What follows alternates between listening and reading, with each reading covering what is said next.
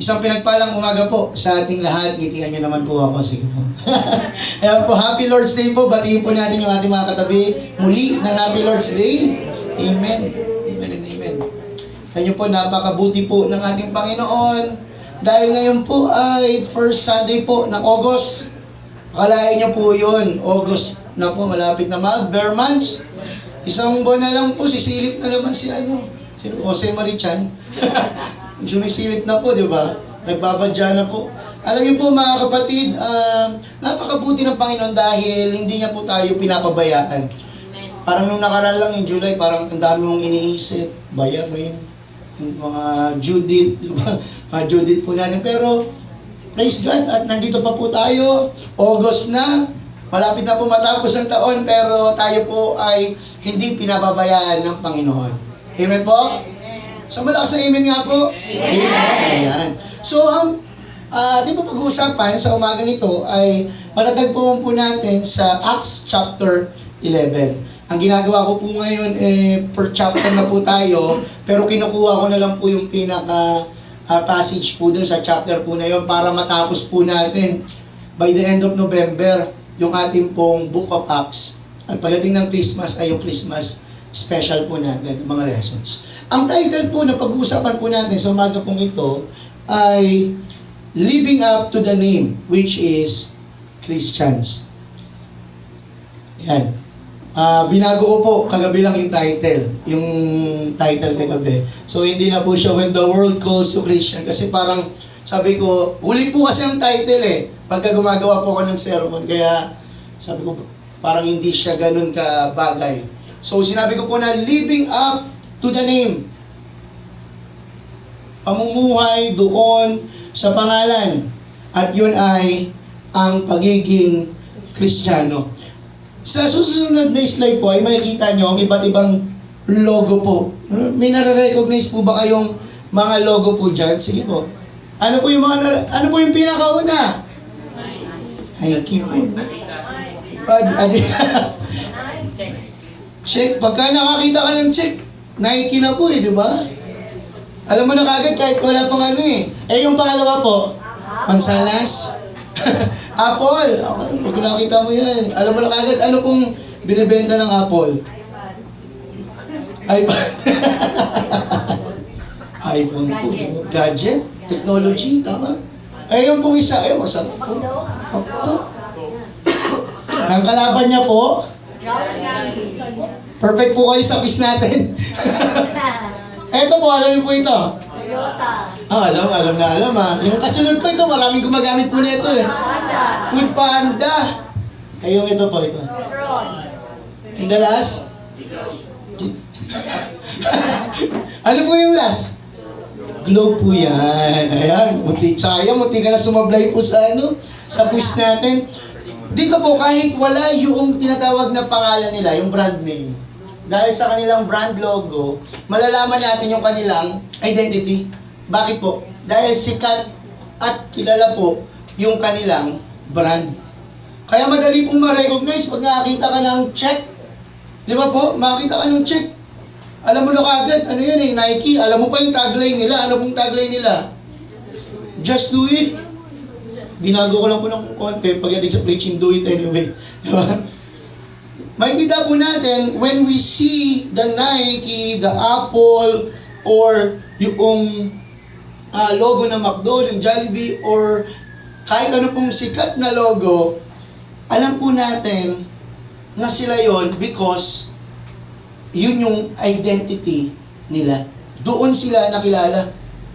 Pag Jollibee po, ano pong trademark nila? Langap sarap, bida ang saya. Ang dami po, di ba? Ang dami po nilang yung spaghetti po na Filipino style, yung Pinoy style na spaghetti. Makita po natin, they built their identities decade ago. Kumbaga, 10 years, 20 years, 30 years, nung unang taon ng Jollibee, panigurado po na hindi pa po yung kilala. Tama po? Yung unang mga taon ng Facebook, 'di ba? Unang mga taon ng Nike, lahat sa simula hindi pa kilala. But upon building up and building up their company, then nag-start na mag-grow at ma-build yung tinatawag po na identity. Sabihin niyo po sa katabi niyo, identity. Identity. Diba? Now, here's a more personal question po sa ating mga kapatid. Kung titignan po yung buhay po natin, nang hindi po tayo nagsasalita, wala po tayong sinasabi, without saying a single word, malalaman po kaya nila na Kristiyano ka?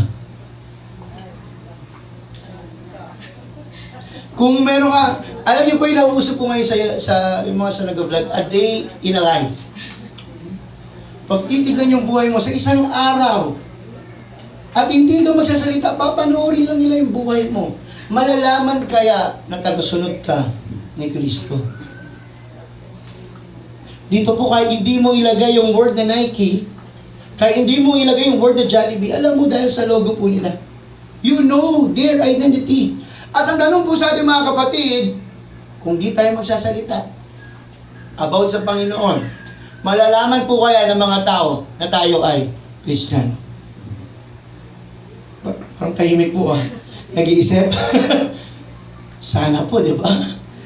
Sabi po dito, a healthy church is not measured by its size, but by its faithfulness, grace, and discipleship. Ang malusog daw po na iglesia ay nasusukat hindi lamang po sa kanyang laki, sa dami ng mga miyembro, kundi kung gaano ka-faithful ang mga tao sa gospel o sa mabuting balita, kung paano ipinapakita yung grace, yung biyaya towards one another. At sabi po dito, hindi lang sa kapwa mo mananampalataya, kundi kahit sa mga hindi mo kapananampalataya. At pangatlo, discipleship, steadfast commitment to making disciples. Ngayon po, madaling madaling ma-identify, madaling mong masabi, o madali nating i-brand na ito ay Kristiyano at ito ay hindi Kristiyano. Pagkakasili mo social media, ay puro Bible verse yung sinishare na ito, Kristiyano siguro ito. Okay, ganun po ito ba? O kaya pagka alam niyo pa sa Facebook, or sa kahit anong social media platform, alam niyo po yung bio, may nakalagay po ito, kunyari Matthew 6:33. May verse. Ay baka Christian to kasi may verse dun sa niya sa account niya. We put Bible verse in our bio, o kaya nagsusuot ka ng necklace na may cross, siguro naniniwala sa Panginoong Yesus. Or we put Christian stickers on our cars. Minsan ilalagay mo yung sticker, John 3:16, o kaya Isaiah 46:10, Exodus 14:14. Sana po alam niyo po yung mga sinasabi ko. Alam ko po, alam niyo, Jeremiah 29:11, 2 Corinthians 5:17. Anyone can type follower of Christ.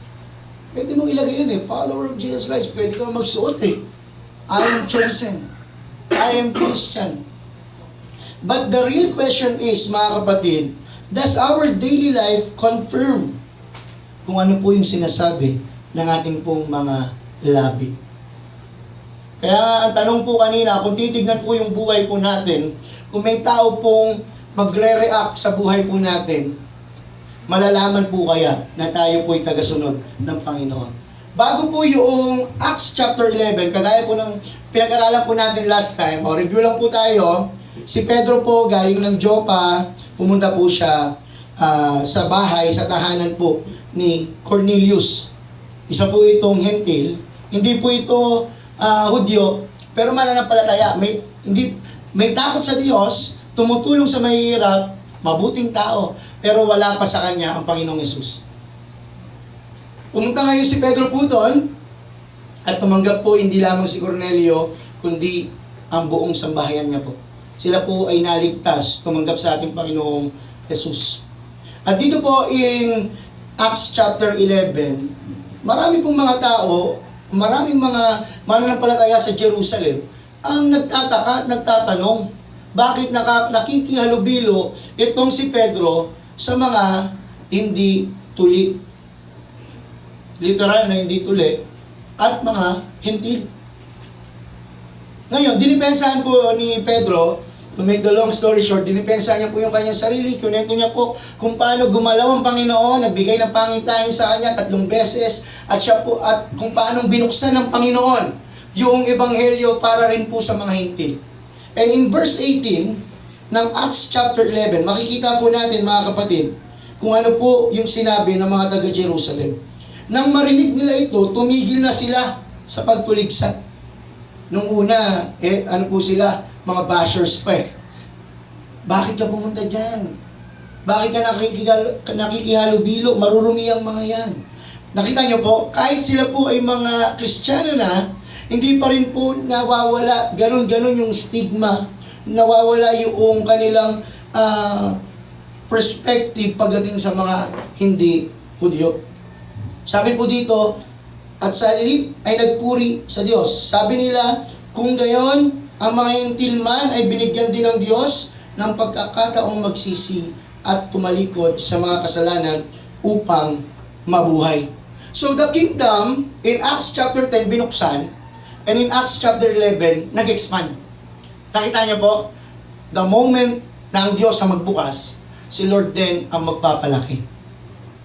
Once na ang Diyos ang nagbukas ng isang bagay, hindi pwedeng hindi yan mag-expand. Hindi pwedeng hindi yan lalaki. Nakita niyo po yung prinsipyo ng ating Panginoon.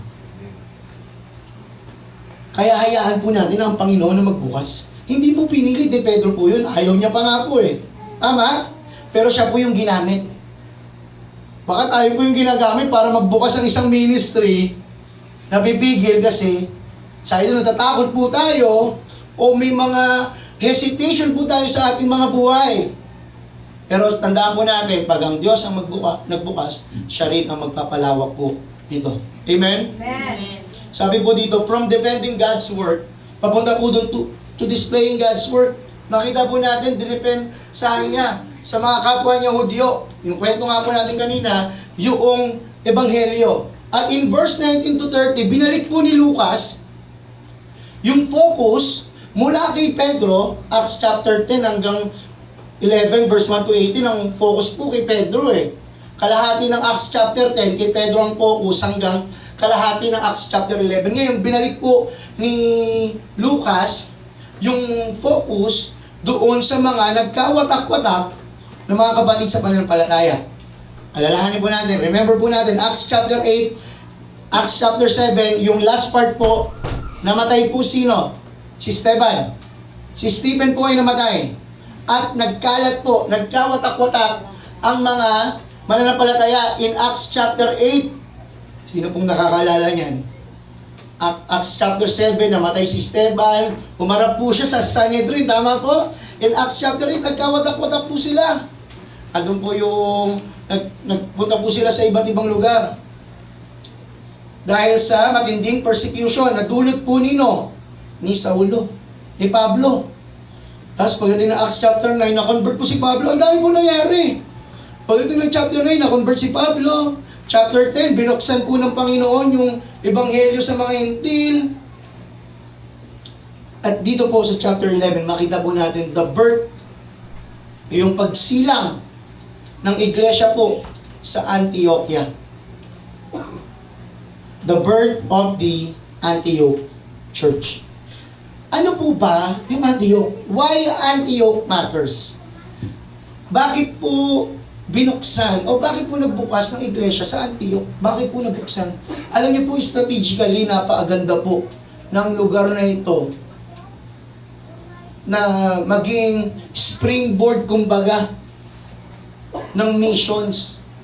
Why Antioch matters? That it is the third largest city in the Roman Empire. If I'm not mistaken, Rome and if it's not Ephesus or Corinth, then this Antioch. Ang population po nila ay 500,000 during this time. Talagang very vibrant, lively city. At ang Antioch po ay malapit po yan sa parang malapit po yan sa pier. Parang ganun po siya eh. So parang parang Manila kumbaga sa atin. Yan, ganyan po yung depiction niya. It is only, it is known for commerce and wealth. Andun yung mga businesses, andun yung education, at mayaman at itik po yung kultura po nila, kulturang Griego po. But they are pagan worshippers, mga sumasamba sa mga Diyos-Diyosan, katulad na nga lang po ng Diyos na si Artemis and si Apollo. Tapos meron din po silang, in their ancient Syrian worship, ang pangalan po ng Diyos nila si Astarte, at yung ritual po nila doon ay include prostitution. So they are very pagan worshippers. Hindi lamang po yun, meron pong talamak yung sexual immorality. One way is para sumamba ka sa Diyos-Diyosan po nila through prostitution. Ganun po ka-morally, kumbaga ka-immoral yung lungsod po na ito. When the gospel came to Cornelius, si Cornelius po, di ba? Ano pong sabi ng Bible? Ang sabi ni Lucas kay Cornelius, mabuting tao, may takot sa Diyos, tumutulong sa mahirap, sa kapwa. Ang dali pong mag-share ng gospel dyan. Tama po? Pero ito pong challenge sa Antioch. Kumbaga, worst of the worst po. At yun po yung kakaharapin nila. When it came to Antioch, it came to an utterly pagan city. Pagano po ito? Nalunsod. Tapos, mag-share po sila ng gospel. Tignan po natin itong tatlong timeless truth. Number one, God welcomes all who believe. Lahat po ay welcome sa family ng Panginoon. Wala pong itinatangi ang Panginoon. Pangalawa, the gospel cannot be stopped. Nakita po natin, mga kapatid, yung Antioch city, very immoral, masama, pagan worshippers, pero yun yung gagawing starting point ni Lord para sa mga missionary journeys later on, 12 to 13 or 14 years later, nila Paul. And number three, healthy churches produces disciples. Out of this church in Antioch, multiple disciples were born.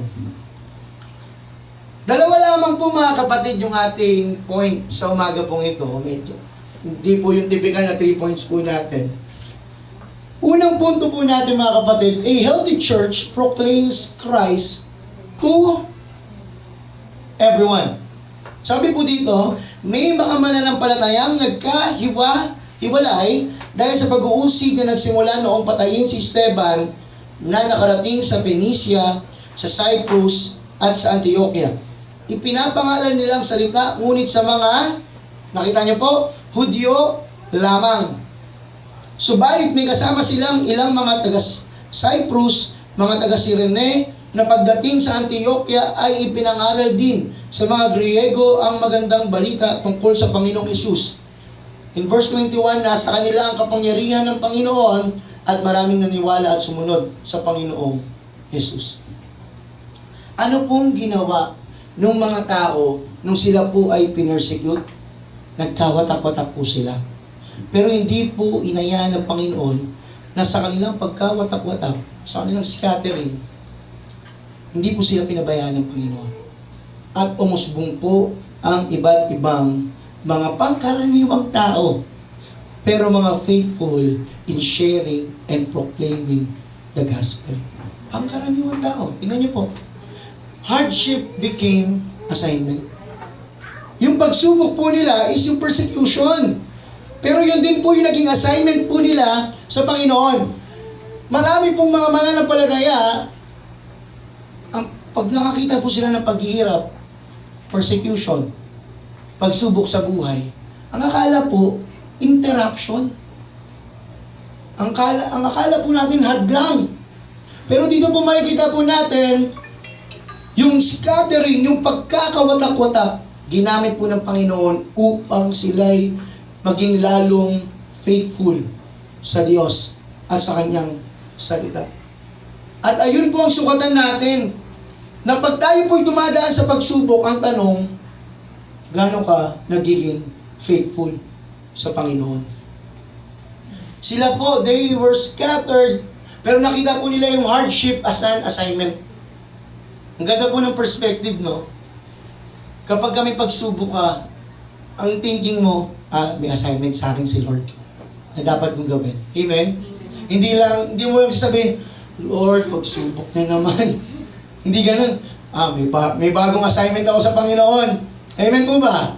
Ganun dapat yung natin, yung perspective po natin. Pag kami pagsubok na naman, Lord, thank you for another assignment. Para po tayo mga sundalo na may another mission ng Panginoon. At ganito po yung mga mananampalataya.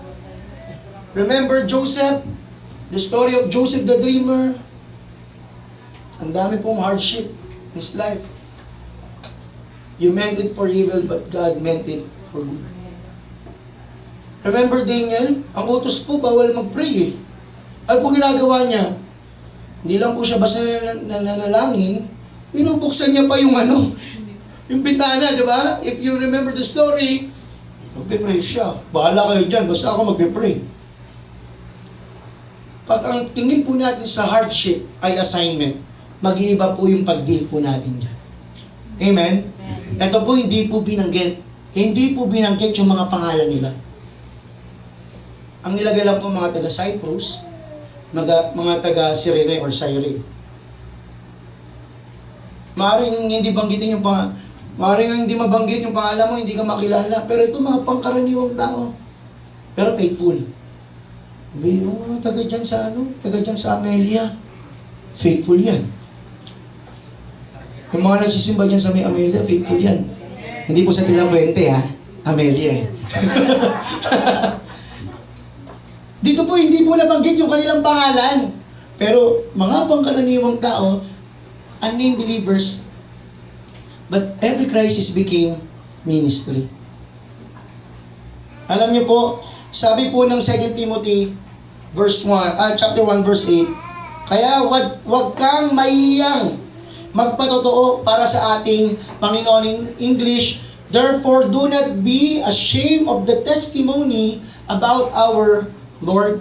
Sabihin niyo nga po sa katabi niyo, huwag kang mahiya. Huwag niyo pong dagdagan ng magtanong, ha?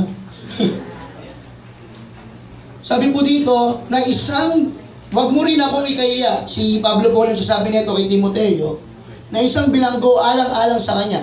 Sa halip, makihati ka sa pagtitiis para sa magandang balita. Umasa ka sa kapangyarihan ng Diyos. Ang akala po kasi natin mga kapatid, na once tayo po ay maging Kristiyano, at uulit-ulitin ko po at babaliin ko po sa mga utak natin, sa mga isipan po natin, na kapag tayo yung mga Kristiyano, na parang magic, mawawalan po tayo ng pagsubok. Na parang magic, darating po yung salapi, yung blessing. Hindi po mga kapatid. If we want to partake in the glory of the Lord, we must also partake in His suffering. Romans 8:17. The present suffering cannot compare to the future glory that we will experience in Christ Jesus. Mga kapatid, partake in His suffering. Nahihirapan po tayo ngayon because we are faithful in serving the Lord, because we are faithful in sharing the gospel. Thank you, Lord. Amen? Huwag po tayong lumayo sa Panginoon. Mas lalo po natin ganahan. Mas lalo po tayong maging masipag sa paglilingkod, pagba-Bible study, pangangaral, ano pa man po yung pinapagawa sa atin ng Panginoon. Ito po, hindi po binanggit yung pangalan nila. Pero alam po natin faithful sila. Tignan niyo po kung gaano kalayo po yung mga tirahan ng mga yan. Yung Cyprus po, island po yan eh. Tapos yung Cyrene, part po ng Africa yan. Malayo po yan, malapit lang sa mapa natin dyan. Itong mga nasa malalayang lupain pa po, o sabihin natin galing po sila doon. Hindi talaga sila mga taga-Israel. Pero nakita po natin, they broke cultural barriers. Hindi po sila namili kung sino yung kanilang shesheran.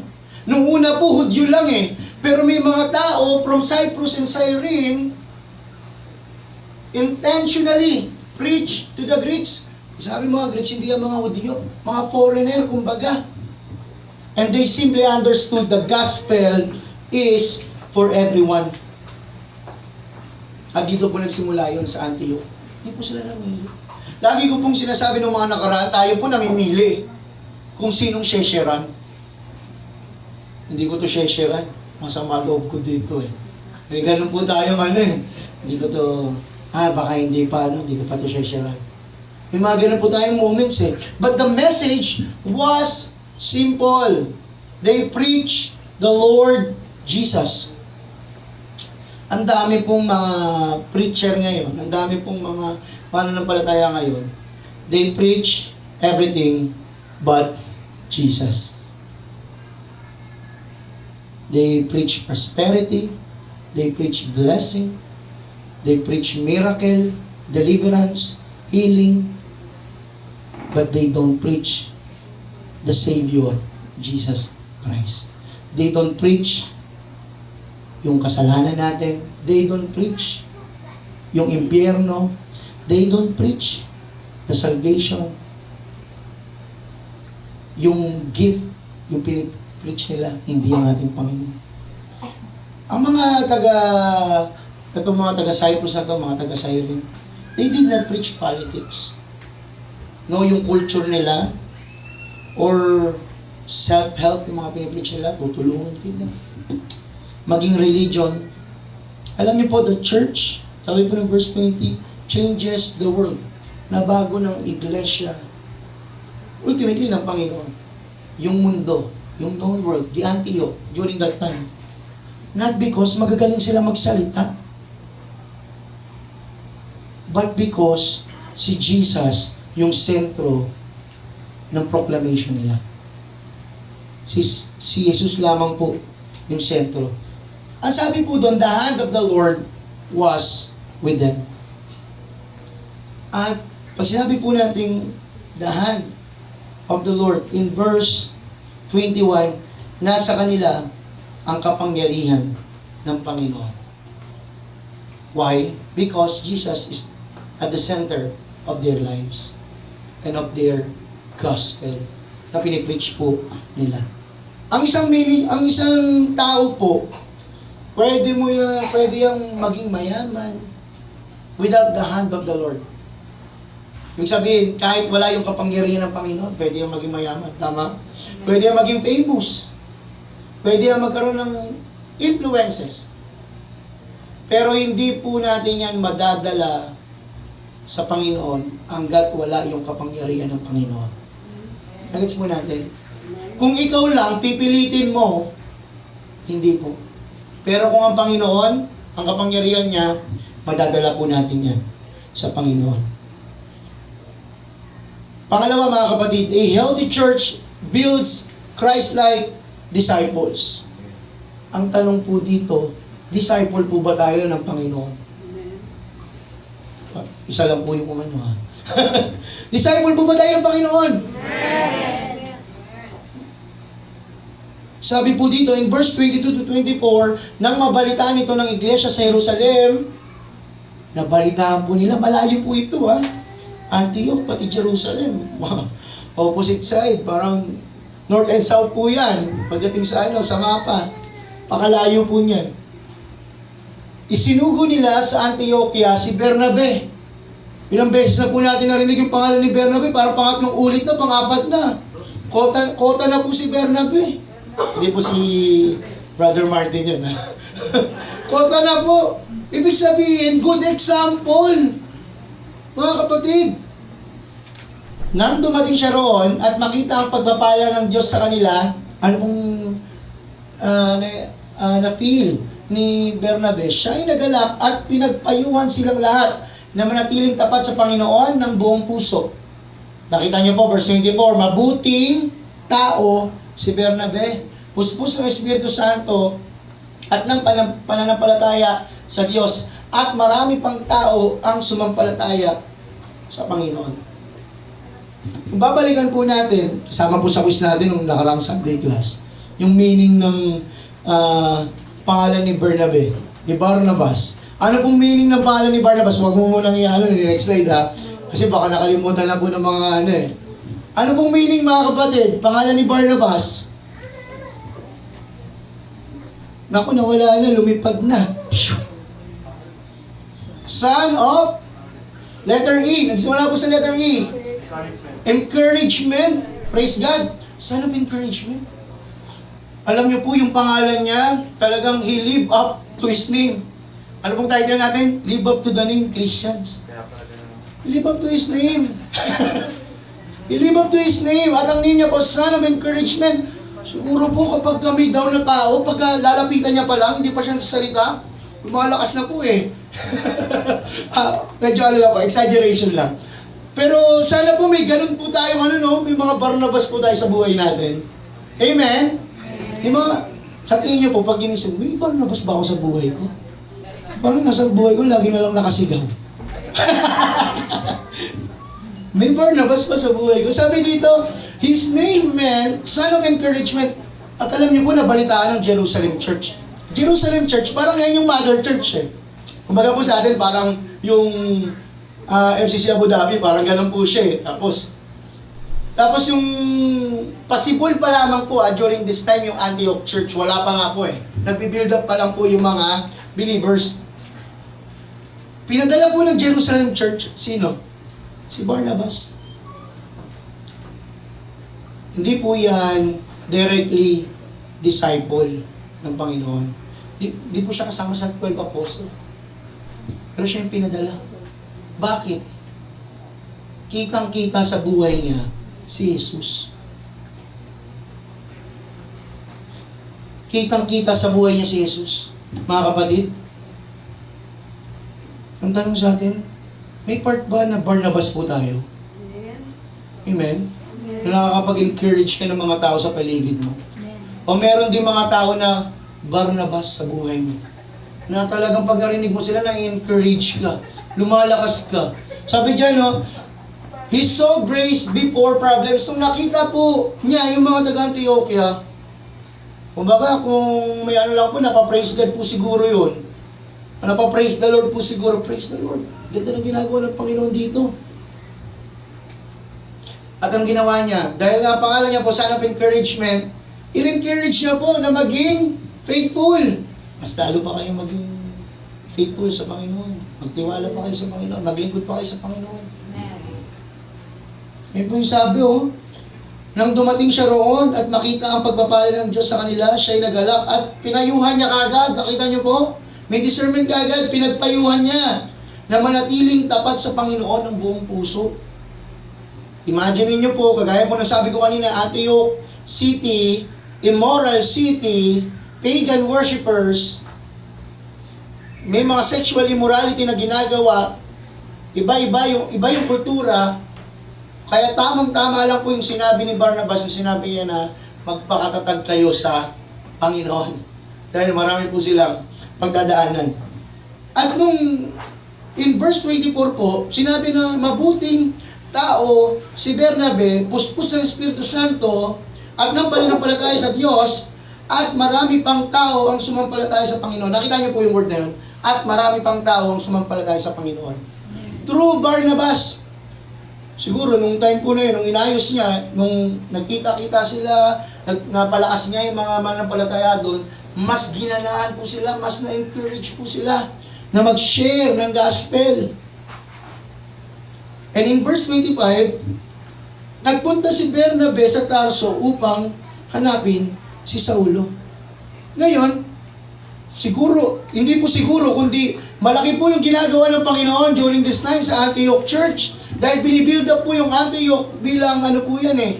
Yan po yung sending church for the missions. Malaki po yung ginagawa ng Panginoon. Alam ni Bernabe na hindi niya kaya ng siya lang.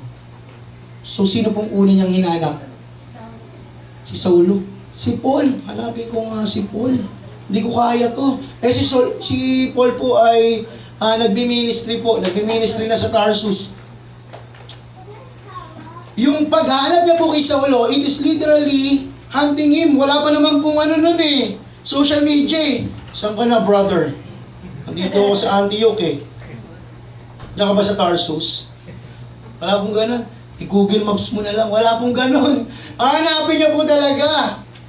Siguro, mahirap-hirap po yung paghahanap na yun kasi di niya naman po alam kung nasa yung exact location ni Saulo. Pero nag-effort po siya na hanapin kasi alam niyang hindi niya kaya yung ministry.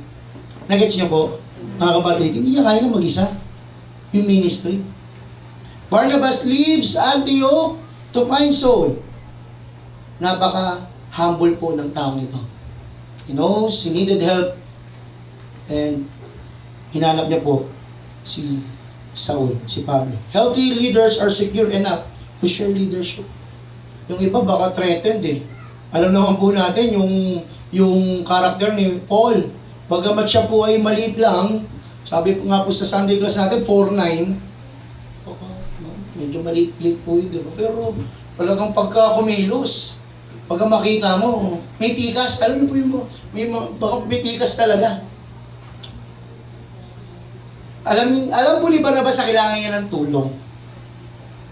Kaya po in verse, nagpunta si Bernabe sa Tarso upang hanapin siya sa ulo. Nahanap niya po eh. At nang kanyang matagpuan, sinama niya ito sa Antioquia. May ministry si Pablo po doon sa Tarsus. For likely, umabot po yan ng ano po eh. If I'm not mistaken, 11 to 14 years.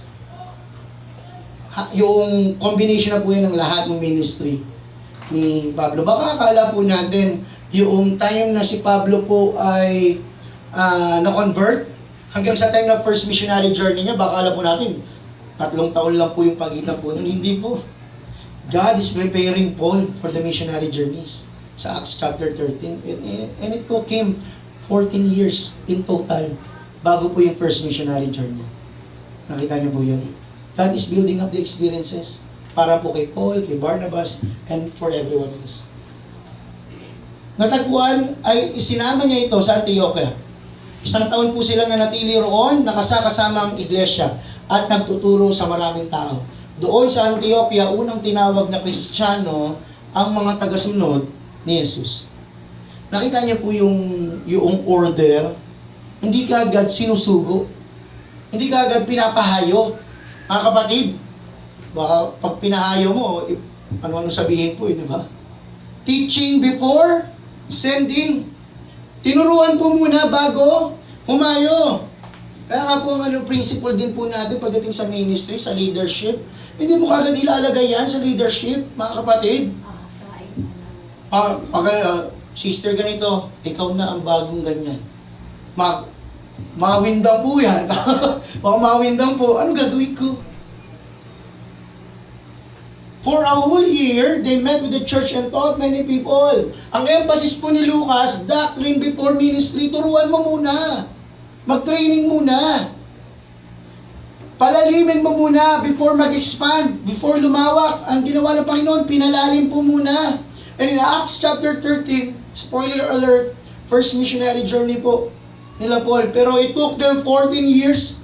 It took Paul 14 years before the first missionary journey. He needed to wait, to learn, to experience. Sabi po ng The Gospel Coalition, lasting gospel renewal comes through ordinary means of grace. Faithful preaching, sound doctrine, discipleship, prayer, and life together, rather than through novelty or personality-driven ministry. Marami po ngayon personality-driven ministries at nakakalungkot po yung mga pangalan ng mga ministries eh. Yung pangalan ng yung sino yung evangelist po na yun eh, tapos dugtungan mo ng ministries. Madalas, hindi na po ministry ng Lord eh, ministry na po nila eh. Church growth without biblical teaching becomes shallow. Mga kapatid, ang pinakamahalaga sa loob ng church ay may pahayag yung salita ng Panginoon ng totoo. Sound doctrine. Pag po nating hayaan na manakaw sa atin yung sound doctrine. Alam niyo po, yung word na Christians during their time, it is an identity, not a religion. Alam niyo po ba na ang Christians, na tawag sa kanila, it is a form of mockery nung mga Antioch, people of Antioch. It is a form of insult sa kanila.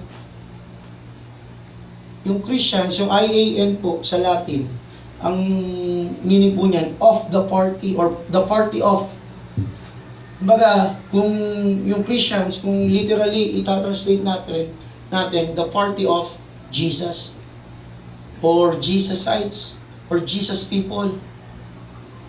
So insulto po, iniinsulto ng mga taga-Antioch yung mga Kristiyano, kaya po nilang tinawag na Kristiyano.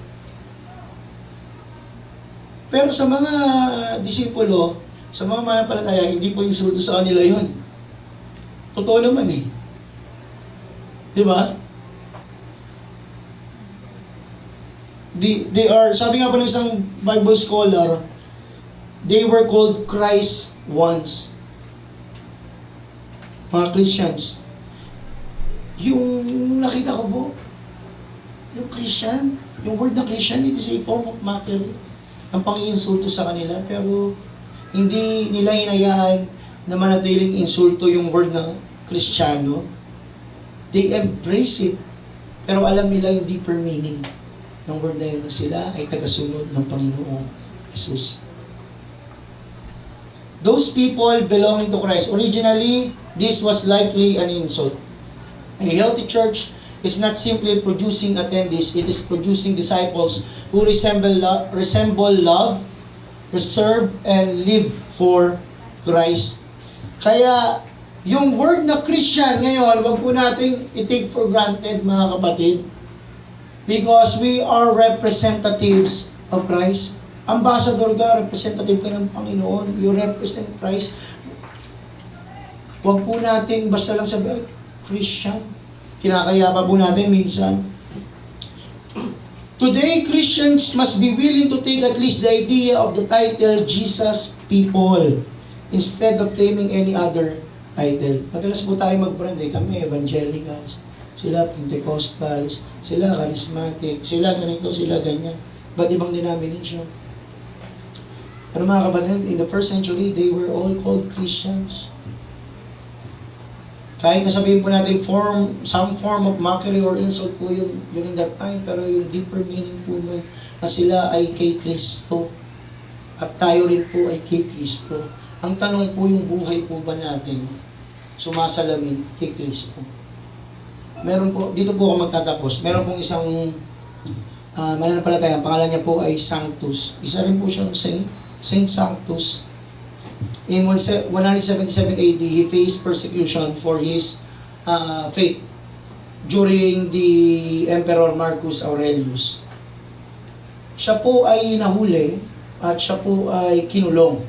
Nung siya po ay nasa kulungan, tinotorture po siya. Ang gamit po na pang-torture sa kanya, yung mga bakal na may flat na surface sa pinakadulo, dinatarang sa apoy, pagka nag-glow na, pinapasok po siyang gano'n.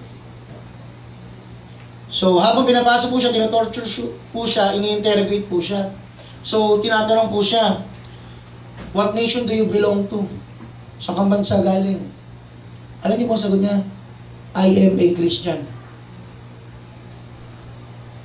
Tinanong po siya, saan kang city nakatira? Tinanong po ulit. I am a Christian. Tinanong po siya, anong pangalan mo? Tinanong po ulit. I am a Christian. Nainis na po yung mga nag-interrogate Pinainit pa ulit nila yung bakal. Mainit na mainit, yung malulusaw na. Ginanong po ulit sa kanya, dinigit po ulit sa kanya. Sabi po, are you slave or free? Sabi niya po, I am a Christian. Kahit na yung mga nag-interrogate. Ulit-ulit to Sabi nga no matter po yung sabihin po nila, whatever they ask, ang sagot po ni Sanctus, I am a Christian. So yung mga torturer, talagang determined sila na i-break ang tao ito. Up to the last moment, sa last na pag-torture po nila, sa last na pagdikit ng bakal sa kanyang balat, bago siya mamatay, ang last niyang binanggit, I am a Christian. Namatay po siya na hindi nasagot yung mga tanong ng interrogator niya. Inis na inis po yung mga torturer. Pero siyang sagot niya, I am a Christian.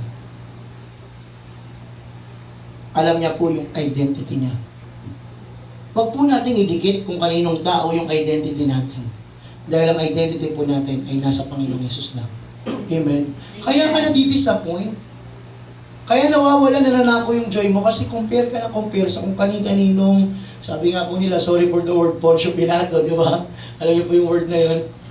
Kanino-kanino po tayo nagko-compare? Status, position, family, blessing ng ibang tao. We compare ourselves to other people.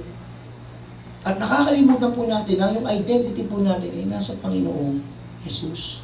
Our identity, we are Christians, mga kapatid. Tayo po ay mga tagasunod ni Kristo. At bilang tagasunod ni Kristo, it is both a responsibility and a privilege to be Christian. At nawa po panghawakan po natin yun. Kanino lang po ba nakaangkor ang ating mga buhay? Sino po ang pundasyon ng ating pong mga buhay? Kasi kung sino po yung pundasyon, siya po yung ating susundin.